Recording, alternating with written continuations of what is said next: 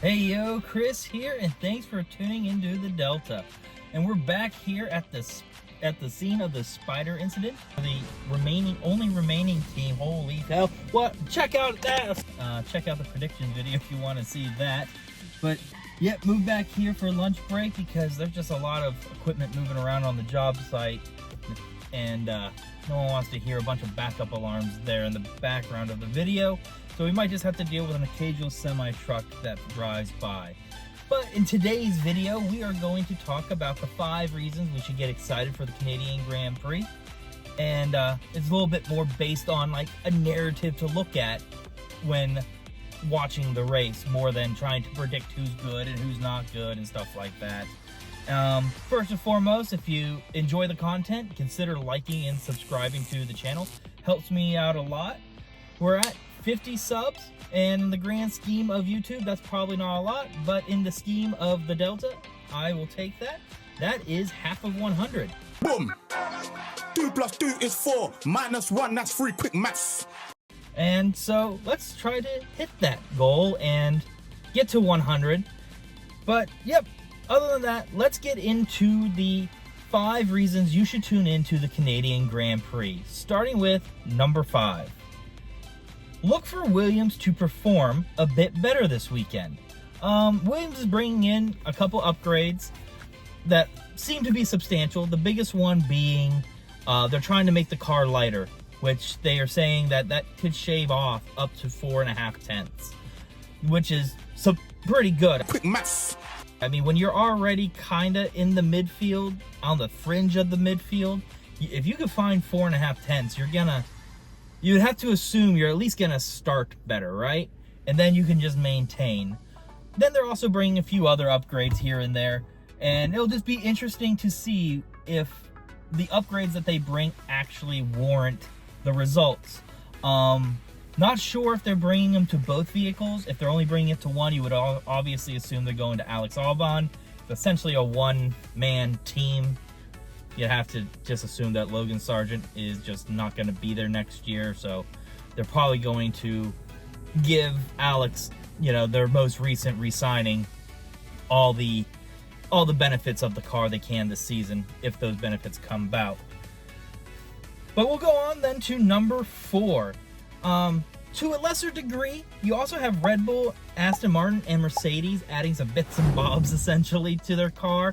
Now, what does that really mean? I'm not sure. Does that mean Red Bull's gonna raise their floor a millimeter, or is Aston Martin gonna tweak a wing a half a degree? I'm not an engineer, but in terms of Red Bull, they're trying to squeeze out any little bit of performance out of an already amazing car. So it's kind of reaching its ceiling.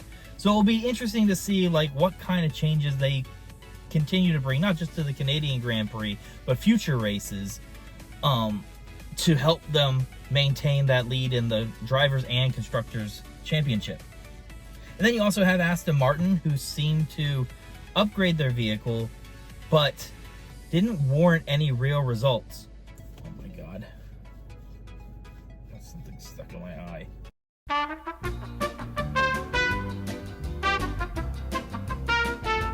And then you have Aston Martin, who seem to have taken some steps back after their upgrade. They came in with some upgrades and they looked quick, and then they just kind of got left in the dust. Alonso seems to be struggling a lot in quali and on race day, just not doing too well. So maybe whatever minor changes they make helps the car get back on pace to being, a midfield car, and not what I've heard is a Formula B team, a team that is, on the precipice of being good, but just not getting the job done. That's kind of where they're at. Plus, you also have Lance Stroll's home race. Now, I don't like Stroll. Think he's just about an idiot, to be honest with you. So I'm not expecting him to be bringing out some home track magnificence and making podium. Could be wrong, who knows, but just not something that I would be getting excited for. But it is something to look out for, to see if they give him a more driver friendly strategy or something like that, due to the fact that it's his home race. And then you have Mercedes, who, again, I'm not sure what they're adding to their car. Again, it could be something as simple as adding a little thing to the side pod, or the minor little tweaks to the internals. Who knows?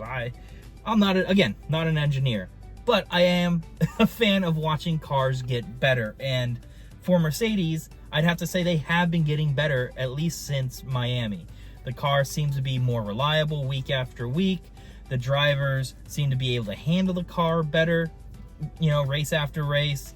And it'll be interesting for a track like the Canadian Grand Prix, where you can get a little bit more overtaking. There's a little bit more room for advancement, to see if they are going to start approaching, or closing the gap there to McLaren and Ferrari. Wouldn't sit there and say they're going to just suddenly jump past them, but let's see if they can get a little closer, which will make Mercedes a little bit more fun to watch as the season progresses. Then we'll talk about the third thing to look forward to in the race this weekend. And it's going to be how Alpine performs after the news of Ocon being, let's say, it was mutually agreed upon that they were going to part ways at the end of the season. I have a feeling it was more like he was firmly asked to take leave from the team after the season. Everything is clearly not sunshine and paradise there in the Alpine garage, which is kind of a shame, because I do like Ocon, and Gasly is a fun little driver to watch. I don't think he's like Max Verstappen level, but like, they push, they try, they do their best with the car they have, and they just don't have a very good car. But then you add that whole narrative of, well, they don't like each other, they haven't liked each other since they were like teenagers, and they've always butted heads, and somehow, some way, they both ended up on the same team, and now for multiple years, they've, have been getting in each other's way. And I think we're reaching a breaking point on the team. And like I said in the predictions video, I'm a firm believer that, like, yeah, there's some things that can happen behind the scenes and off the track, and that can get tucked aside and get extinguished in-house. But I feel with Alpine, it's getting to the point where, like, these issues off the track are going to start showing results on the track. Like, what's Ocon gonna do? Now all of a sudden he's a lame duck on the team. And what? You didn't want him to push for in front of Gasly there in Monaco. Well, what's he gonna do now? Ocon, the instructions are not to press Gasly. And he's gonna go, I'm not on this team next year. I'm kind of driving for a new seat. I'd like a new job. Let's go. It doesn't take a rocket scientist to see that Ocon might be a little bit more aggressive than he might have been otherwise.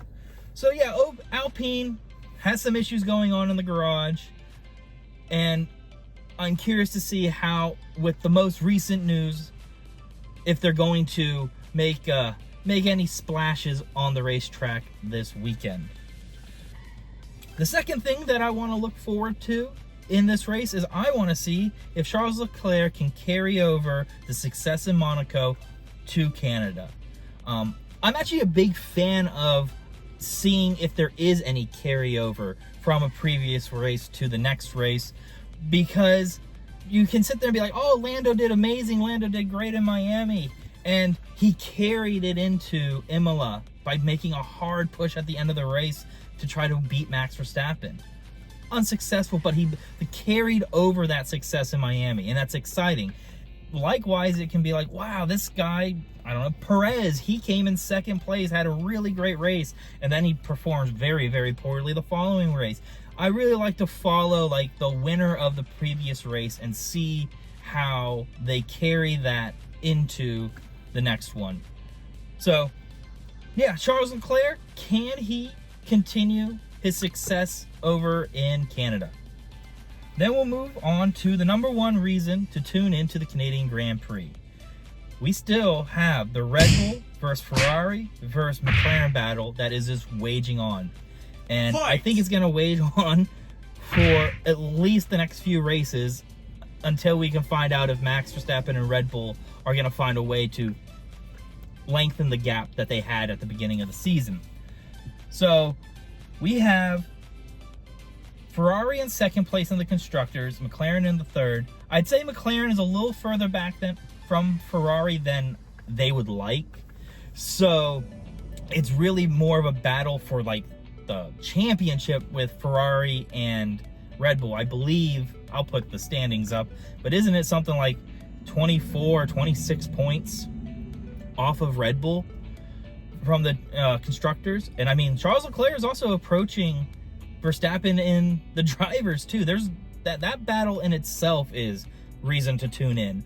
But I love to throw McLaren into that system just because they are just performing so well. Piastri is having a great year. Lando's getting his first win. The car is running well. Zach Brown is managing the team excellently. They're done. If you look at McLaren and you look at Alpine and say the opposite of Alpine is McLaren. And what you get out of that is a very fun, entertaining team who I think can win a couple more races this year if they put their minds to it. But yeah, those are about the 5 things that I am looking forward to at the Canadian Grand Prix this weekend. Overall, I'm just kind of looking for a bit more excitement compared to the previous 2 circuits we were at. Imola and Monaco just don't offer much overtaking. Now, overtaking isn't necessarily the thing that makes a race exciting. Like if Max Verstappen is winning by 30 seconds and second place is winning by 15 seconds and third place is just holding everyone else back, but you know, P7 through 12 are just overtaking each other the entire time. I mean, at least we got some overtaking, but that doesn't necessarily mean an exciting race. But allowing a track allowing a car to overtake opens up the opportunity for a little bit more excitement, particularly in the front field where we are looking for the McLaren, Ferrari, and Red Bull battle to go on. Also, there is some bad weather that is possible. Now, as we get closer, we'll get more and more accurate data to that. It looks like the most rainy day is supposed to be on Saturday for qualifying. So we'll see how that works. Like, can Max Verstappen, if it rains, hopefully if it rains, can Max Verstappen, you know, take a pole position in the rain? Or can Charles Leclerc take it? Or will both of them suffer and Lando Norris or Carlos Sainz or Piastri, you know, take a pole position and take advantage of the bad weather? It just throws a monkey wrench into the whole cog.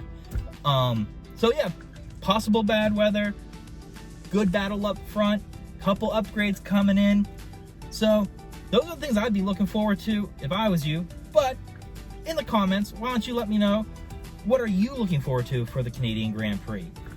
Is this even a circuit that you like? I feel like for me, it's kind of a forgettable circuit. It just smack dab like in the middle of the schedule. Nothing super memorable about it. Again, I'm new. If you were watching this back in the 90s, early 2000s, and you remember an excellent Grand Prix, let me know about it. I love going back in history and watching highlights of those kinds of races and kind of get a feel for how and why people love the circuits they do. But anyway, that's it. My name's Chris. Thanks for tuning into the Delta. Those are the 5 reasons to tune into the Canadian Grand Prix. And until next time, take care, stay safe, and have fun out there. Bye, everybody. Boom!